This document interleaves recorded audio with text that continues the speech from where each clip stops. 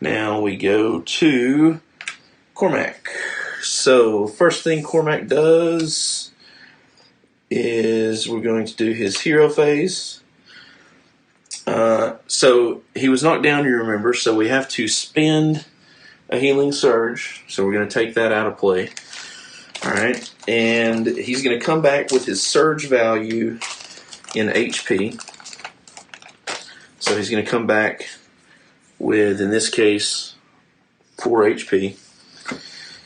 Alright, and the way that I mark that is I'm going to put 4 damage on him.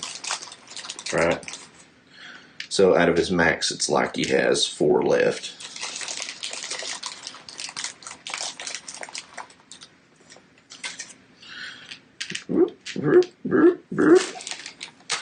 So there we go.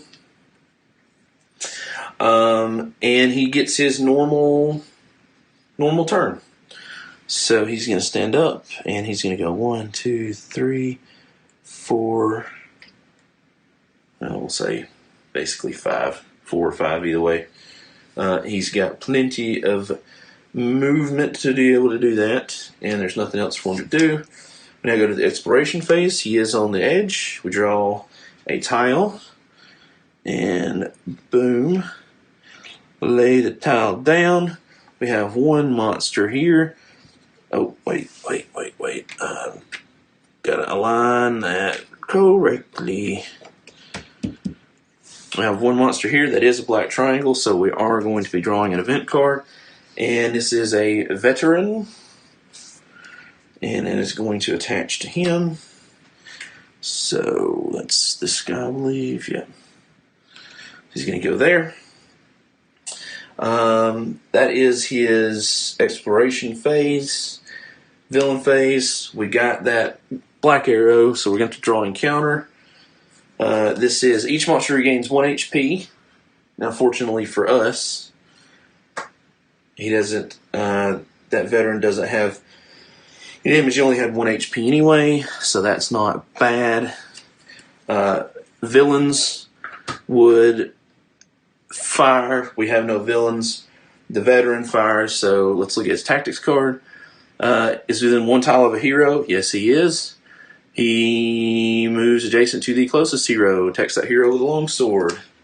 So he's going to move closest. Let's just put him there so that the warrior will have a chance to attack him. Yeah. And he's going to roll his attack.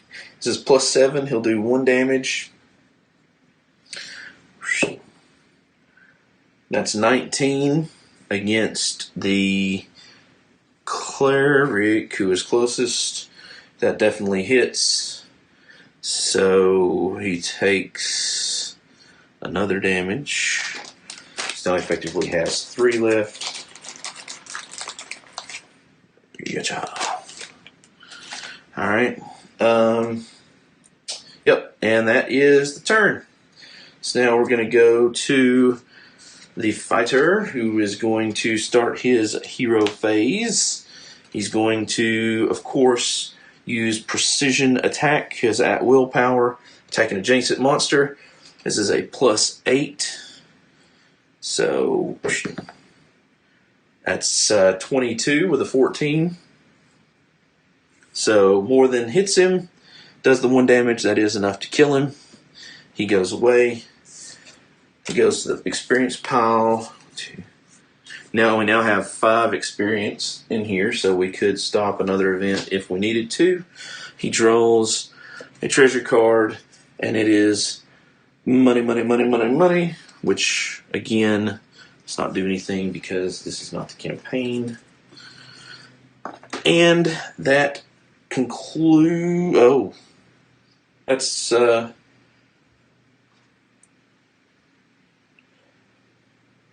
Oh, he moved and attacked it. Yeah, so now we go to exploration. We don't do a dungeon tile.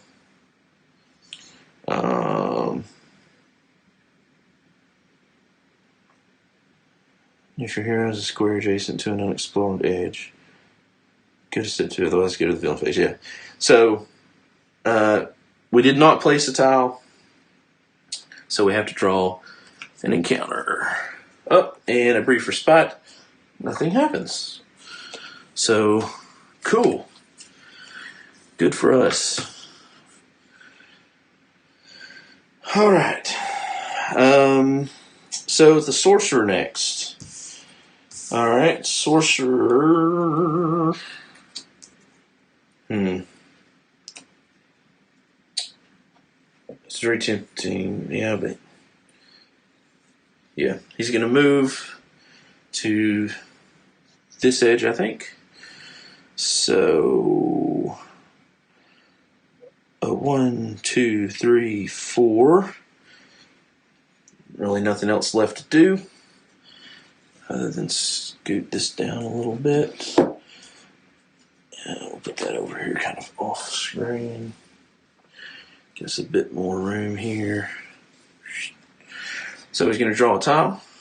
And, oh, we have a dead end. Interesting. So there's the tile. We've got 2 traps. A monster. Alright. And a treasure chest. Now see, that's what sucks, is because now we're kind of like, it's kind of forcing us to go a different way. We either have to go back down here or we continue this way. Which I guess that's not the end of the world to continue that way, but we do have a lot of traps, so that does kind of limit a little bit where we can move, but those traps are very nasty, potentially, and I don't want to take any more damage than I absolutely have to. So we're going to draw a monster. He gets a shadow. We have not seen that yet. So this goes here.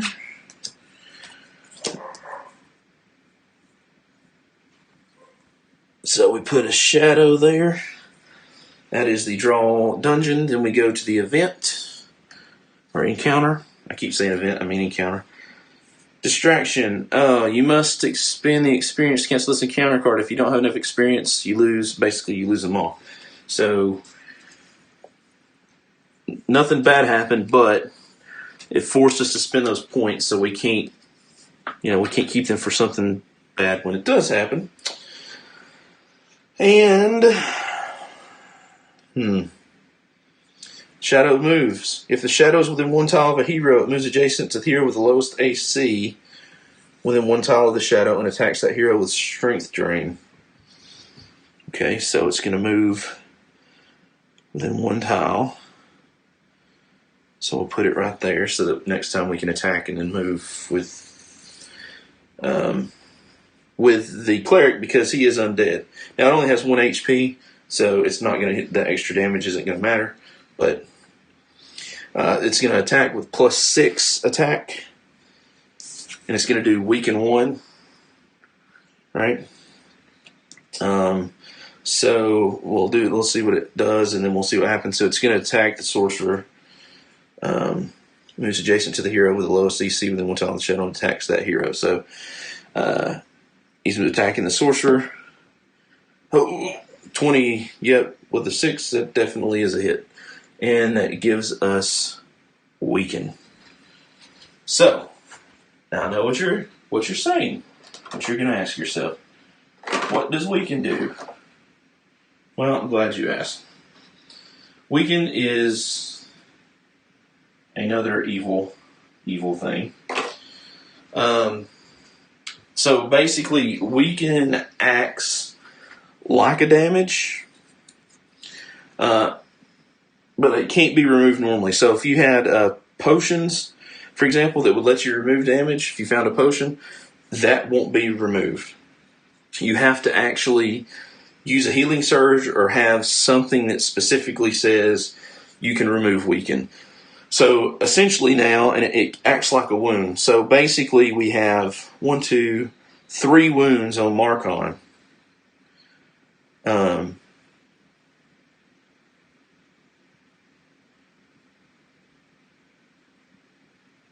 Yeah, we have 3 wounds on Marcon.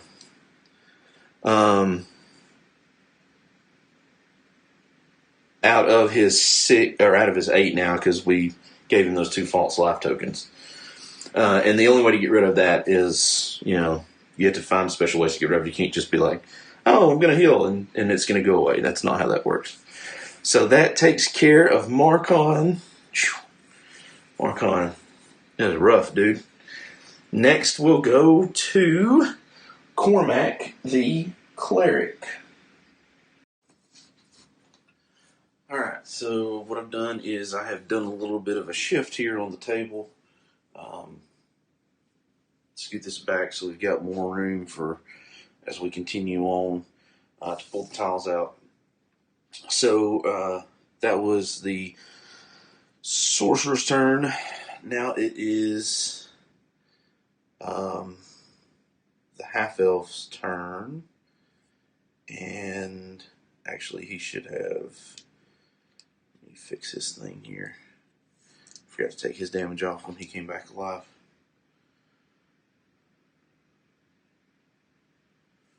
Oopsie. Alright, there we go. So, what is he gonna do?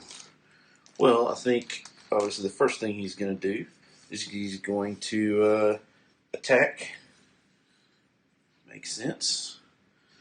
So, he's gonna attack with his Blessed Stakes. That's +8. So we're going to want to look for 7 or better here. Oh my gosh. A 1.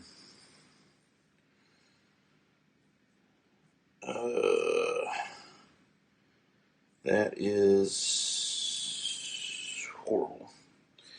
So he misses.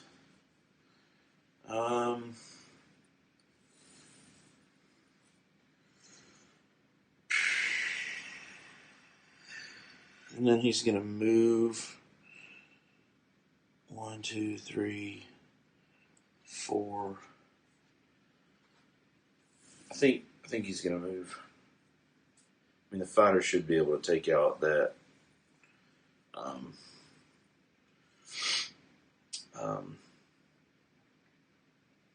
Surely the fighter can take out that shadow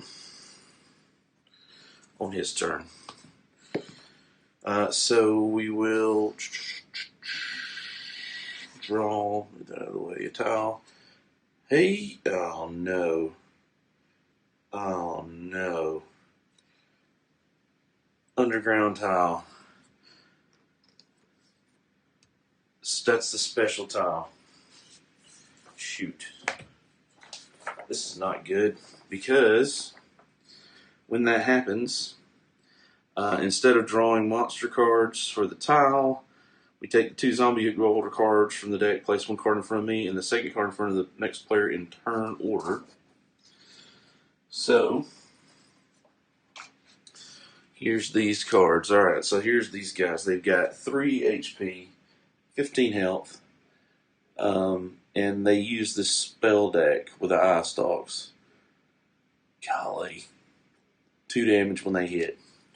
So 1 is going to go in front of the cleric, and 1 of these is going to go to the next player in order, which is going to be fighter. So we have our 2.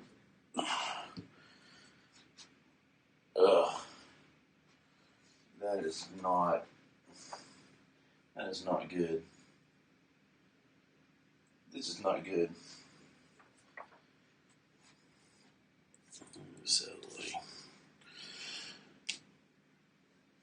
This is not good at all. Place the figures on the underground river tile. And they're villains. It says these are considered villains. So,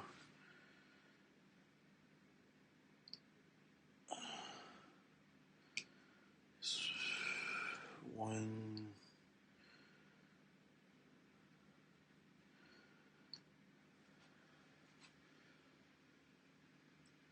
Oh, that's just. He's like, Guys, we've got a problem. Jeez. Okay. Okay. Well, we did have a black triangle, so we draw an encounter. Okay. Okay. So this is an environment card. We replaced the existing environment card. Hauser's Attention. This card makes all of the normally what would be white triangles black triangles. And anytime we have an environment card like that, whatever environment card was in play just goes to the discard for the encounter and would eventually be shuffled back in there if we had to reshuffle the encounter deck. All right. This is, yeah.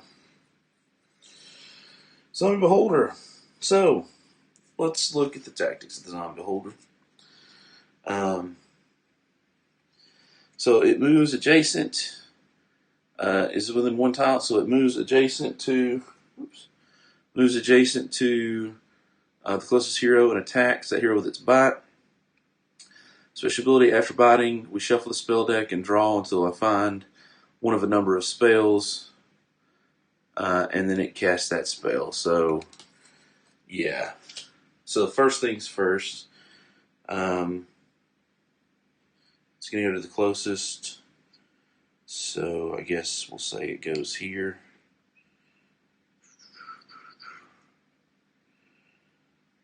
And I believe these take up all four size-wise. Let me double check. Because it just like literally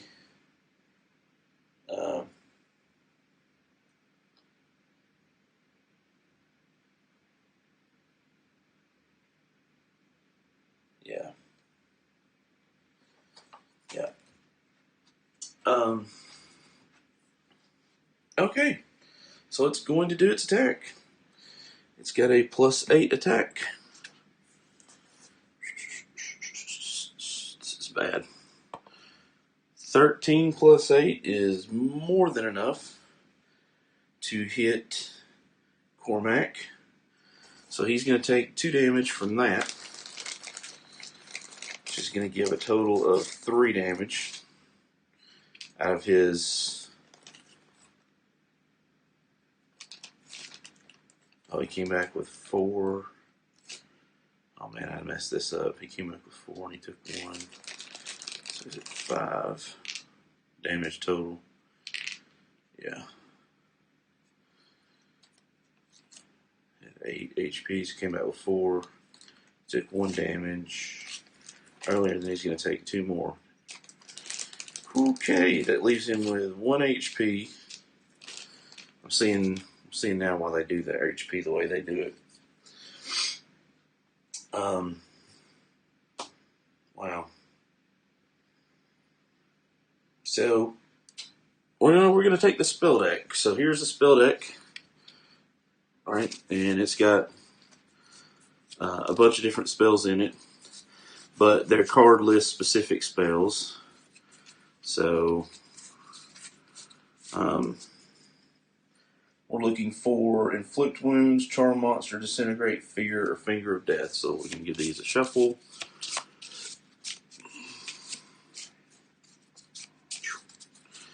And we're going to draw. Ray of Frost is not one of them. Lightning Bolt is not one of them. Finger of Death. Oh my gosh. Attack one adjacent enemy. It targets the hero. Oh my gosh, with the highest AC. So we have the Sorcerer and the Cleric, who both have the same amount of AC. So I'm going to say it targets the Cleric. Might as well. +11. So we need a 4 or less for this thing to miss with the spell. If it hits, it's going to do 5 damage. Oh my gosh. 4 and 11. You saw that. 4 and 11 is a 15. It actually misses. Holy smokes. Wow. Wow. That is... Wow. Yeah. I completely expected him to be killed right there. Holy smokes, Batman. Dang. Okay. So the villains acted, and then the regular monsters would act. He doesn't have any regular monsters assigned to him. We go to the fighter. The fighter's going to get to move. He's got a movement speed of 5. 1, 2, 4. 1, 2, 3, 4. And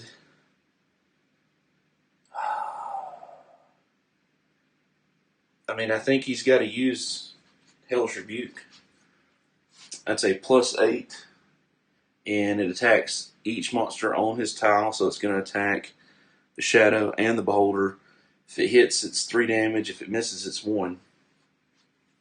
So it's going to kill the Shadow for sure, possibly kill the zombie Beholder.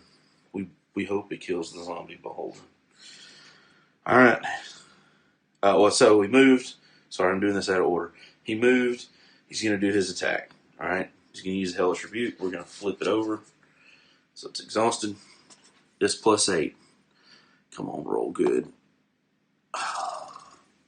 You've got to be kidding me. You have got to be kidding me. A 1. Oh my gosh.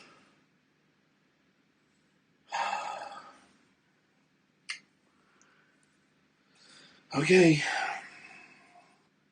He completely whiffed. Oh my lord, this is not going to be good. Alright, so that was his attack. He's going to draw an encounter card. Another environment card. When exploring new dungeon tiles, treat ambush sites as monster symbols. Draw a monster card for each symbol. So this isn't a bad one for us to get right now because we're probably not going to be exploring anymore. During normal play, that would be bad because, for example, say this tile here, normally we would have 2 monsters. We would now have 4. So, yeah, that actually is not a great card, but in this situation, it's actually not as bad. Here's the bad part. The zombie's going to move. It's within 1 tile of a hero. It moves adjacent to the closest hero and attacks the hero with its bite. So, guess who the closest hero is? That's right. The cleric's going to get another attack. So, it's going to move and it's going to do its +8 attack versus the half-elf, who's a 16. A 3, 8, 9, 10, 11. Holy crap. So it misses its bite attack. And then, of course, after biting, we do the spell. So again, let's give this a shuffle. And shuffle them up real good there. Okay. So we're going to look. Lightning Bolt is not one of the spells. Stone Skin is not one of the spells. Telekinesis is not one of the spells. Charm Monster. Choose one enemy with 1 tile of the caster. Move that enemy adjacent to another enemy within 1 tile of it. And deal 2 damage to the second. Wait, what?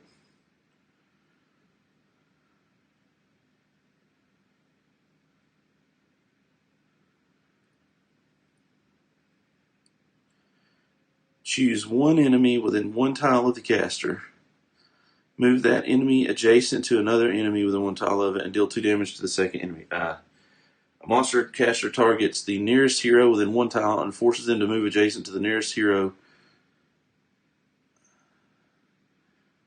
So So he's over here. So he means that, I think that means that the cleric's going to move there because he is the nearest hero and deal 2 damage to. Oh man, I've never pulled that one before. That is nasty. Deal 2 damage to. Let me get this another shuffle. To the sorcerer. This is not any good. So the sorcerer has a total of 2, 4, 5 damage on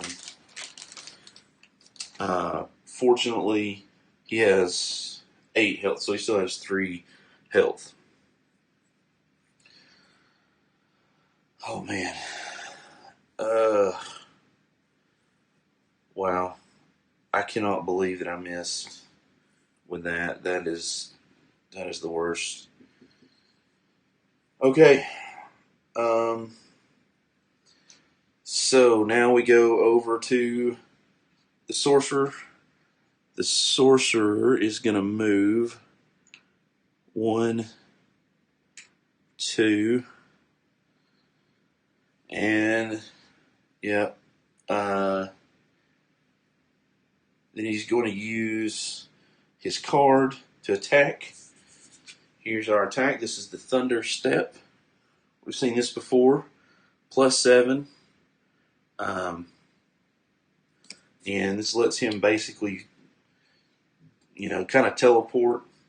We're going to use our Font of Magic just in case we want to need to do this again, if assuming we live that long. If this is successful, oh crap.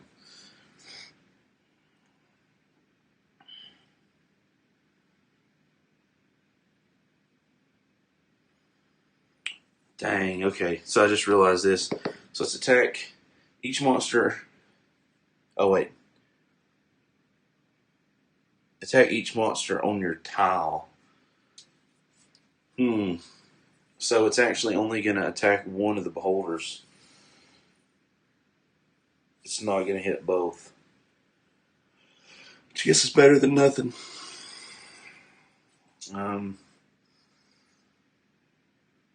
Of course. Okay, so that's okay because.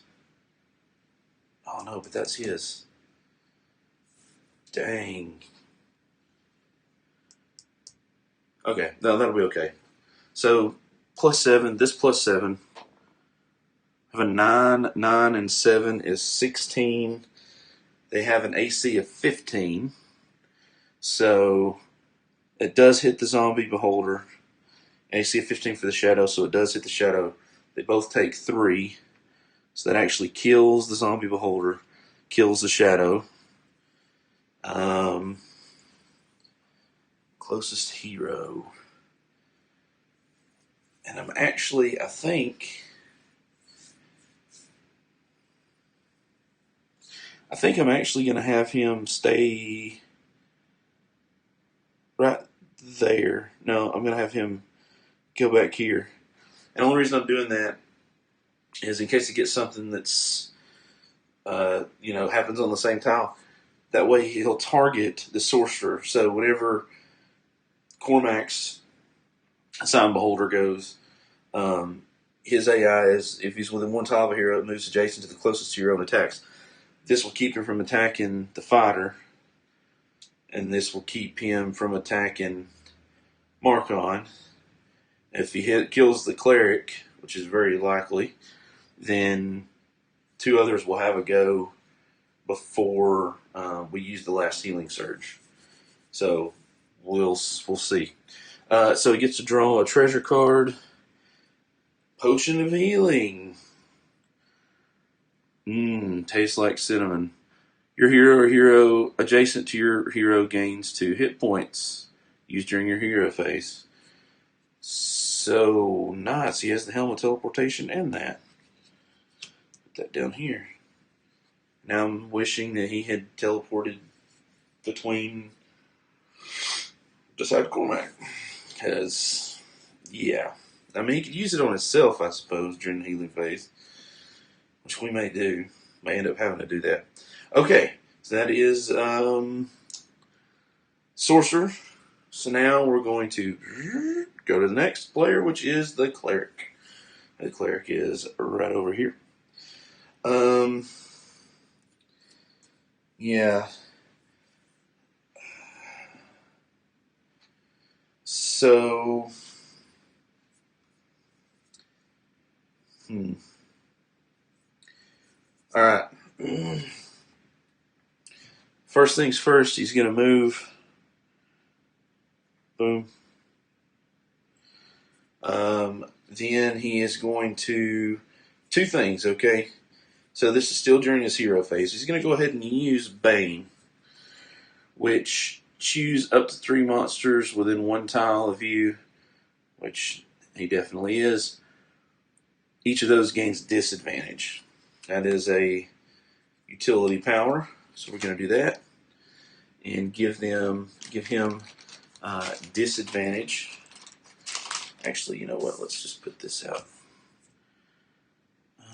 Let's see, move that over. Yeah, put that right there.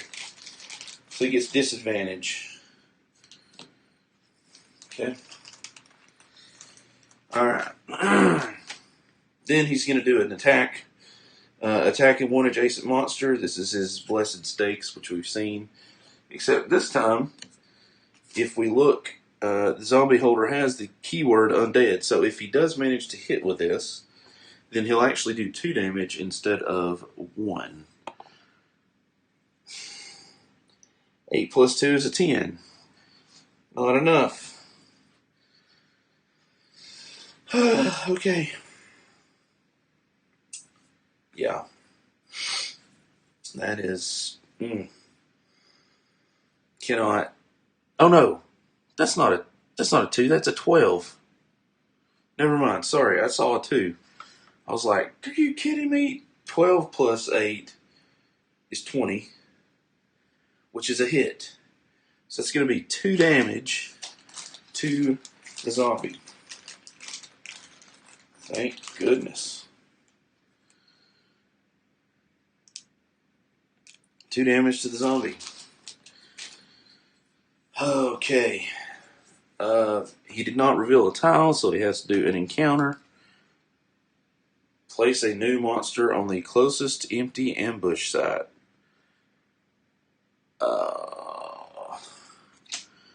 Closest empty ambush site. Which is probably... This is going to be... He's getting messed up. Right there.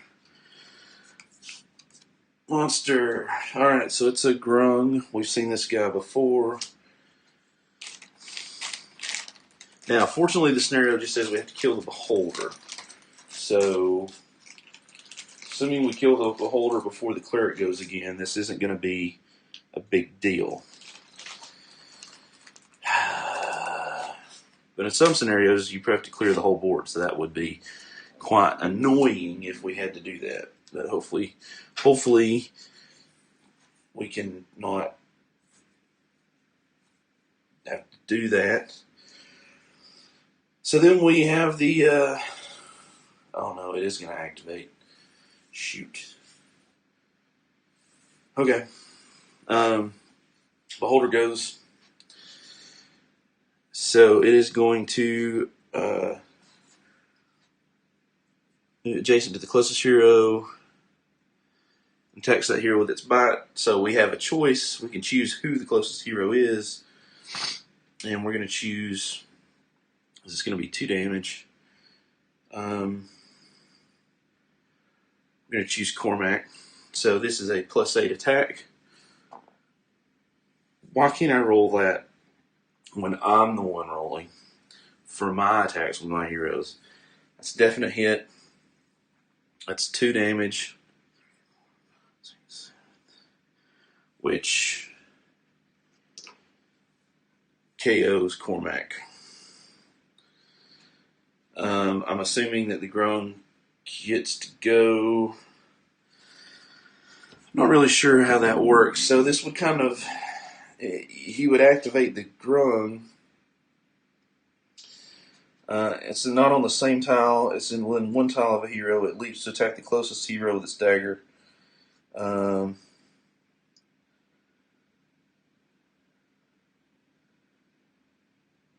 Okay. So I guess it's going to attack the fighter with its dagger attack, which is +5, does 1 damage, 14 and 5, so it hits. So our fighter takes a damage. Man, that's annoying. Those things suck. Oh, wait a minute. The zombie had disadvantage.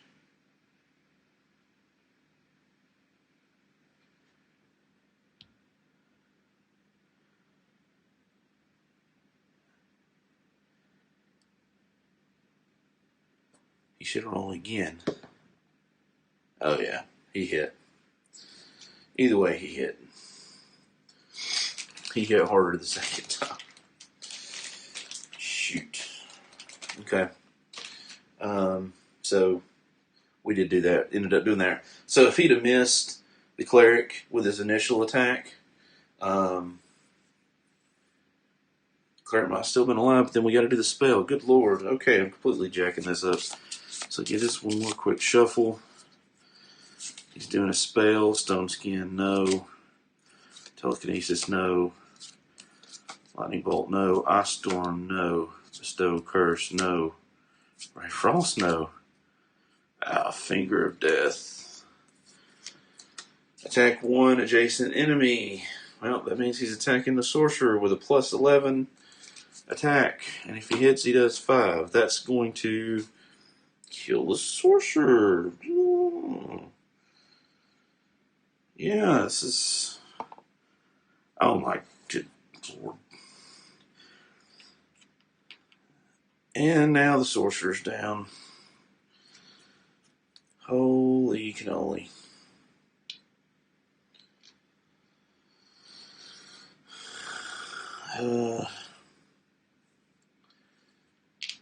I'm going to just go ahead and clean this up right quick. I'm going to take the weekend off.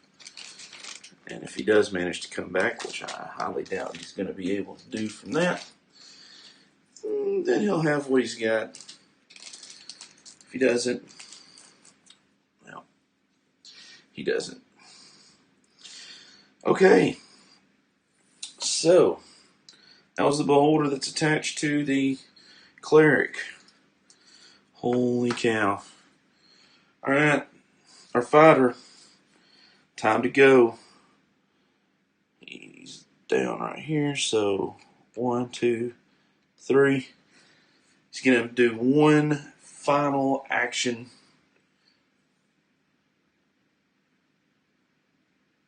Wait a minute.